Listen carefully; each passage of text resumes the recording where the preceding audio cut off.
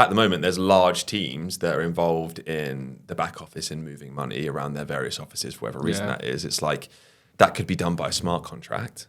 And then you could, sure, it might mean that some of those jobs don't need to exist anymore, but it means that you can put more into what makes media agencies great, which is like innovative ways for brands to reach their audiences on new channels, which is ultimately what wins them the business, and less of the back office stuff, which is essential but can be replaced by smart contracts. Coupled with AI, it's like the efficiencies there for those kind of businesses are going to be like astronomical.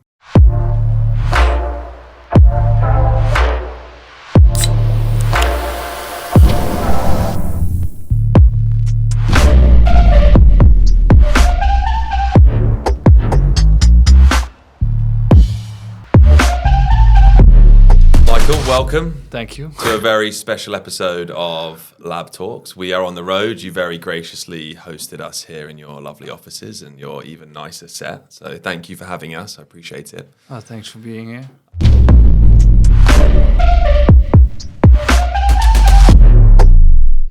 I wanted to start, I guess, at the beginning. We were talking briefly before we stepped in here that you've been around the crypto space for a while. Mm-hmm. What led you there in the first place?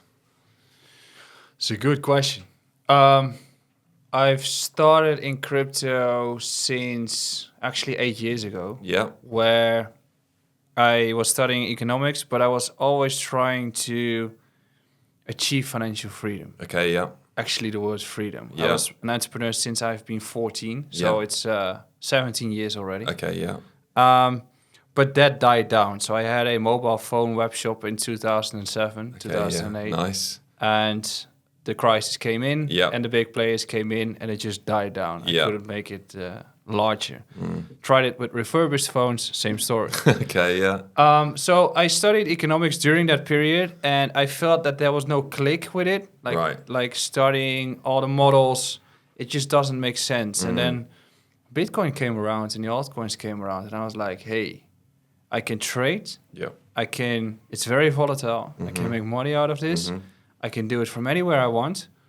That was the idea. So that's how I got involved in crypto, wrote the entire 2017 cycle, and basically went full time at the peak. Nice. So, but that was the vision behind stepping into crypto and believing in Bitcoin instead of going for a 9-to-5 job in the business district.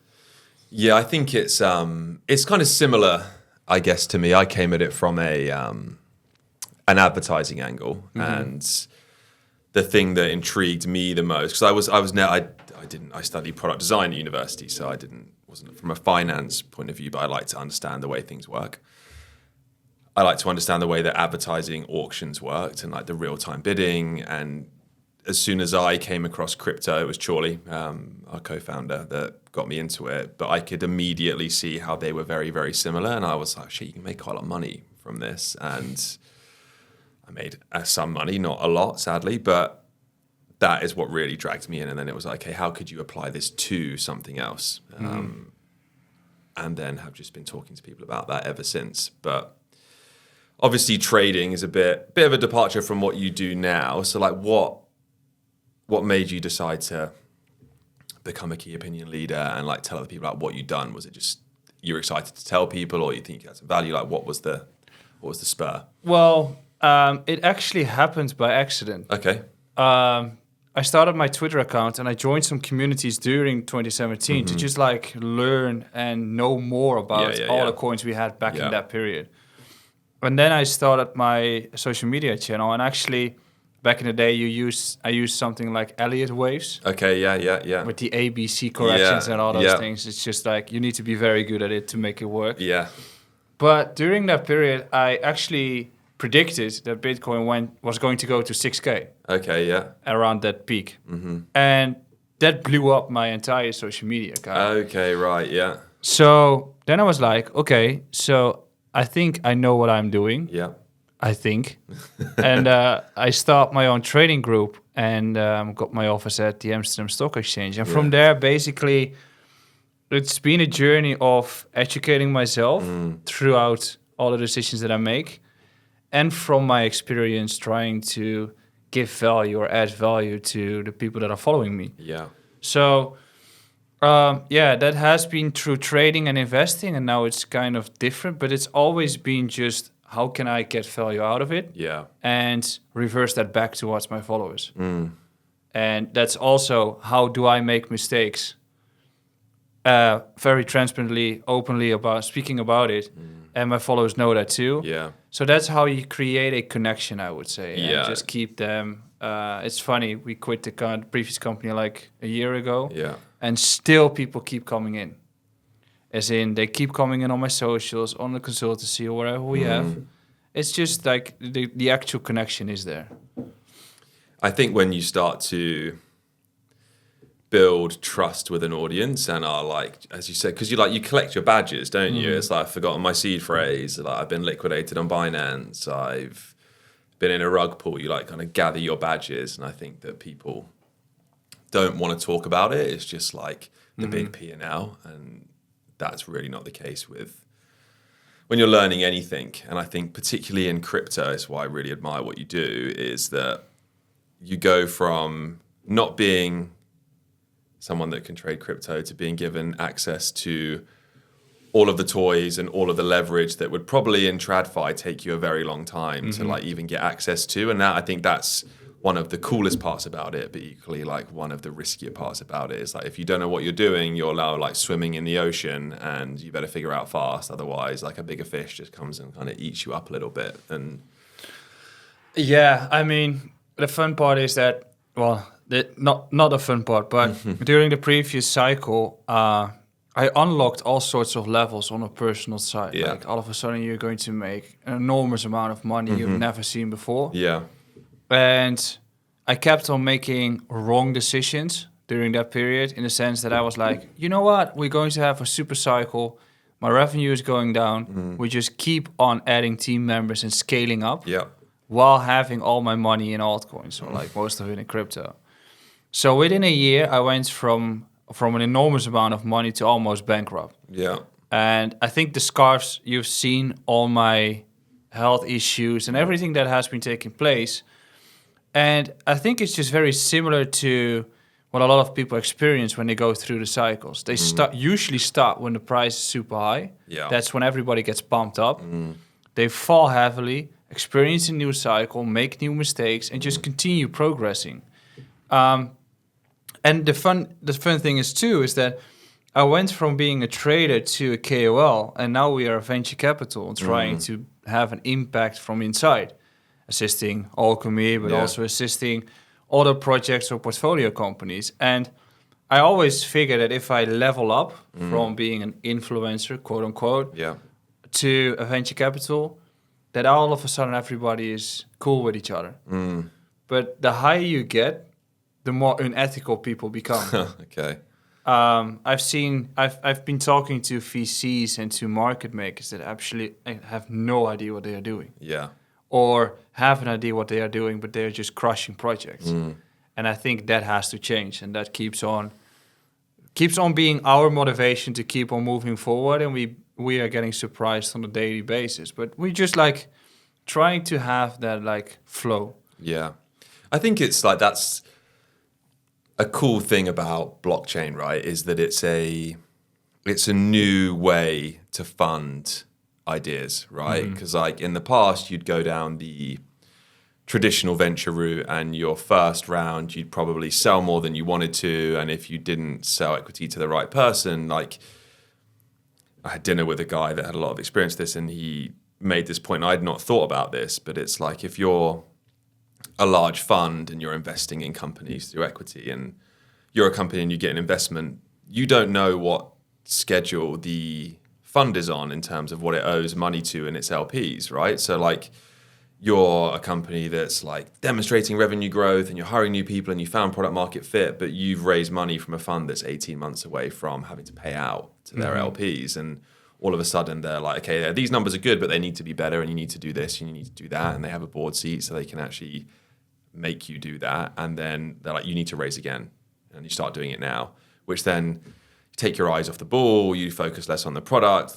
Then that round might be a bad down round, and then you might have funny liquidation preferences, and that can really kind of curtail the impact. Like it's you get in a spiral that goes downhill like super fast through no fault of your own, right? Like you're an excited entrepreneur that's raised money, but the fund that's given you the most is like, well, I've got to pay out my LPs, so that's what's going to happen, and you're part of that, so you've got to do these things. And I think you don't have that so much if you're funding it with a token, right? Like you can okay, we've written a white paper, we've raised some money through a private sale, the token's launched, we can do a thing. But I think the counterpoint to that is, at least in my opinion, the only thing that's worse than not having enough money is having too much of it, because you become wasteful and you make mistakes, you take your eyes off the ball. And there's blockchain companies that launch a token and then make it, and then it's like, well, what's the incentive for you to ship anything now, because you've got everything you ever wanted and you've only just really got to the start line. And I think that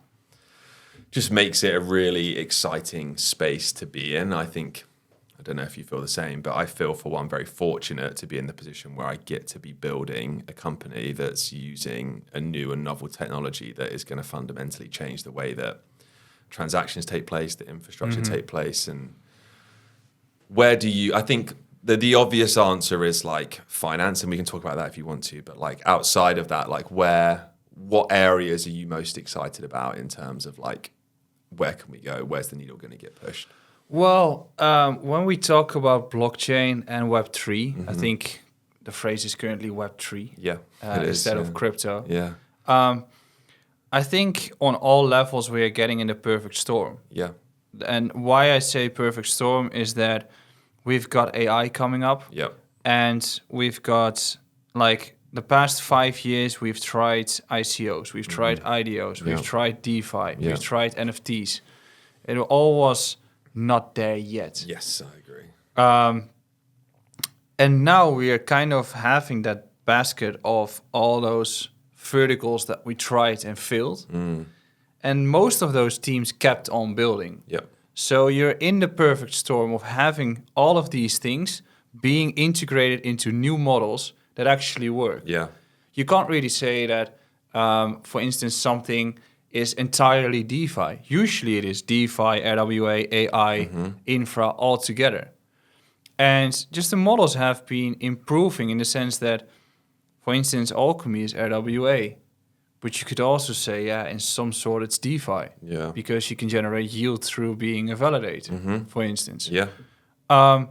So I think we're just in that perfect storm where we are finally able to attract users that don't know that we use blockchain. Yeah, totally agree. Yeah. So I don't have a specific narrow window where we're going to, but from a retail investor perspective, I think Deepin is super interesting, or at least as a hype. Gaming with off the grid is showing a use case where we can just exchange skins on the blockchain. Yeah. For DeFi, it becomes very interesting for institutional investors as well. So there are all levels that are just playing, and we're just in that exponential curve of attracting new users. And that is also why I think maybe for you, Alkimi is such a example of being one of the first providing such a solution for an industry through Web3. And on top of that, we get a sort of small extra gift, which is AI. Yeah. I think blockchain and AI are just the best solution together. Yeah, How I do agree. you see that? Yeah, I think it's very kind words. I appreciate that. I think often the stick I get hit with is that we're too Web 2, and I'm like, it doesn't really matter. I'd rather want you to be Web 2. Yeah, it's massive, right? Everyone uses the internet, and that's Web 2. And the internet's funded by ads. And that's kind of I want to call it a niche at $600 billion, but that's the niche that we're in. But I've spoken about this with some of the brands that we work with, and one of our clients is Coca-Cola, and they have existed for 138 years. That's an impressive feat by anyone's stretch of the imagination. That's no one really does that. And the reason they do that is because they are innovative companies, and our non-exec director, a chap called Rob Bradley, he helps us out a lot, but his day job is at Warner Bros. that's an innovative company as well. That's been around for 90 years. Like those businesses are innovative because they wait to see what happens with technology. And then when they see that it's hitting the things it needs to hit, they might have missed some of the early gains from moving first, but they're very deliberate when they do it and then execute really well on it. And I think that, at least in the conversations we're having with those kind of people, they're like, okay, this blockchain thing is gathering some pace, like the financial mainstream has adopted it, and you have Bitcoin ETFs that are breaking records, like that is a great lighthouse of like, here's where we are. This is there's people over here, right? And I think it's going to be interesting to see how that filters out from that, because like they're doing it, they're like, well, maybe, like kind of people start leaning over, and it's like, well, maybe we should do it. And how do we do it? And who do we speak to? And what was a headwind now becomes a tailwind, and that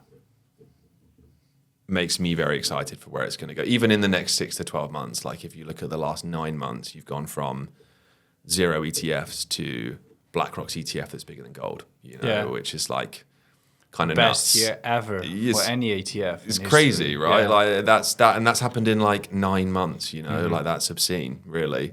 It just kind of gets squashed together, I think this is from a BlackRock slide, but it's like the internet was adopted at kind of like a curve that kind of looked like that.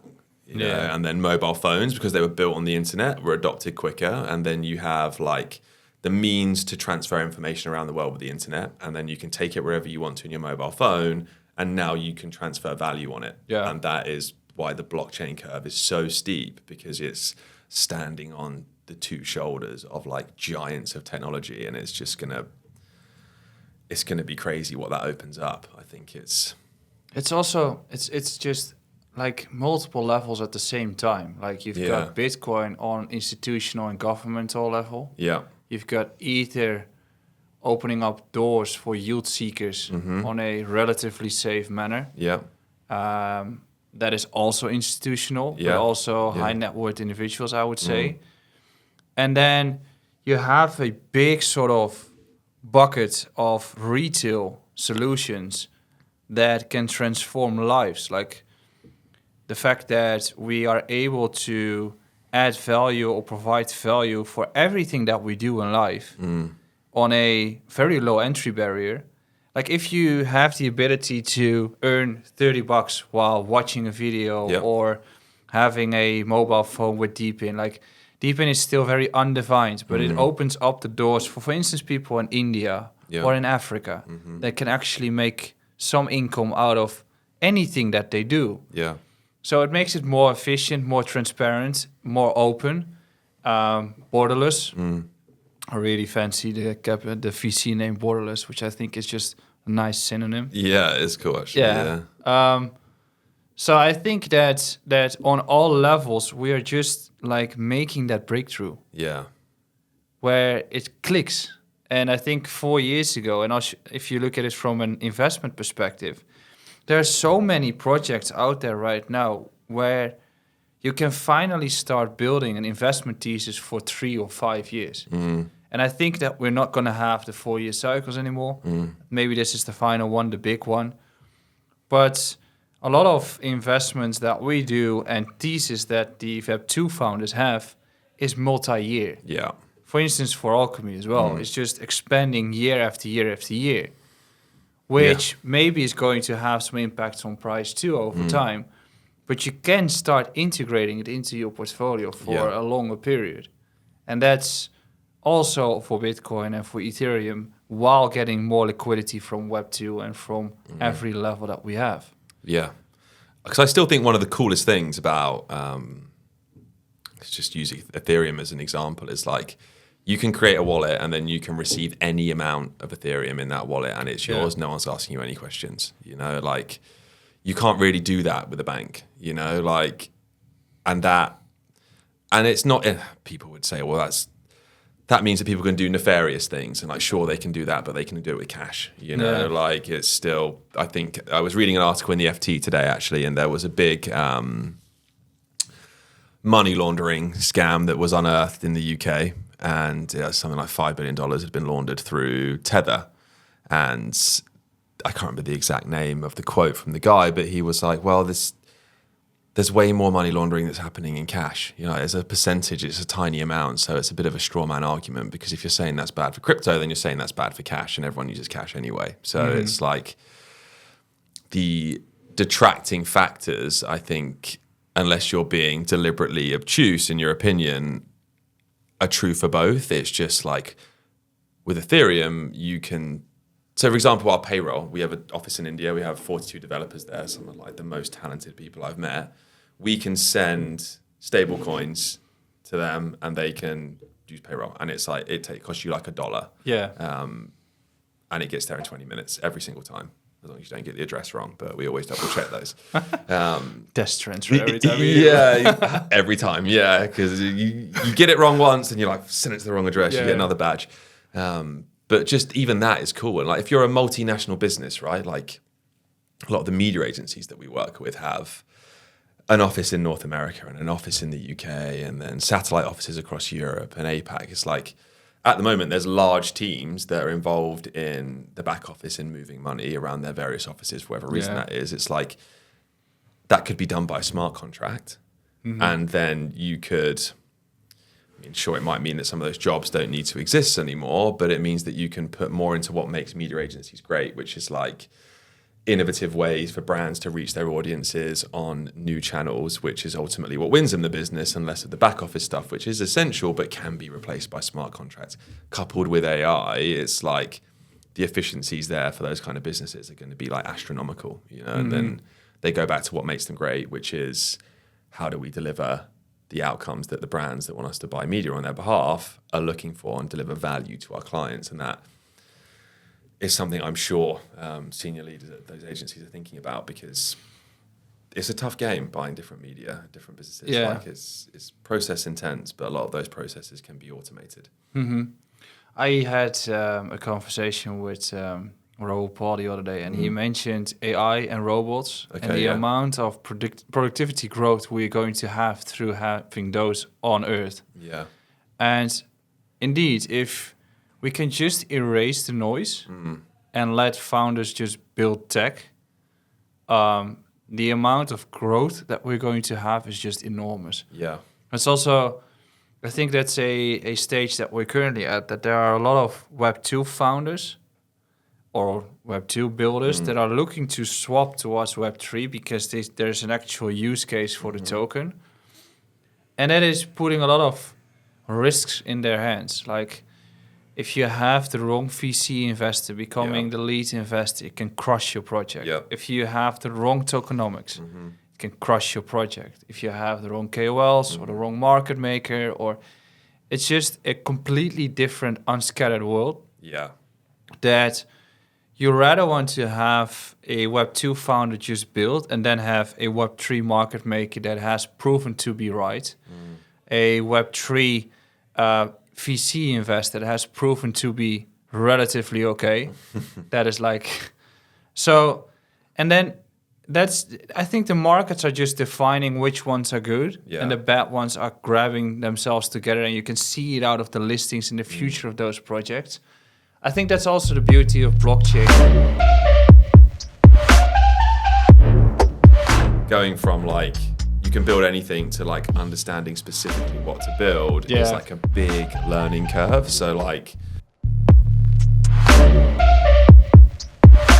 if you enjoyed that episode, there's many more on our YouTube channel, on our Spotify and Apple podcasts. To make sure you don't miss the next episode, make sure you have your notifications turned on so you can hear the next great conversation we have with our next guest.